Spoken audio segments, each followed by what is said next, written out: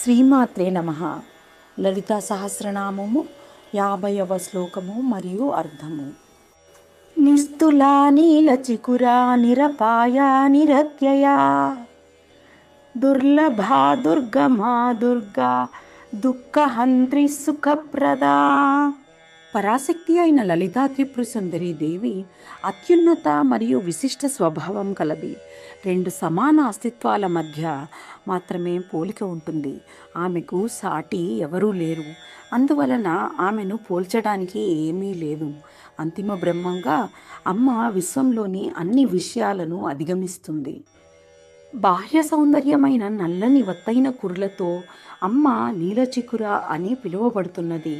ఇది స్త్రీ యొక్క సాధారణ సౌందర్య లక్షణం అయినప్పటికీ లోతైన ఆధ్యాత్మిక గూఢార్థం ఏమనగా తల వెనుక భాగం అనగా ఆజ్ఞాచక్రం వెనుక భాగం 3వ కన్ను కేంద్రం శారీరకమైన అందంతో పాటుగా అమ్మ యొక్క సూక్ష్మమైన రహస్యమైన మరియు శక్తివంతమైన దైవిక స్పృహ, ఆధ్యాత్మిక శక్తి మరియు విశ్వంతో గల సంబంధాన్ని సూచిస్తుంది.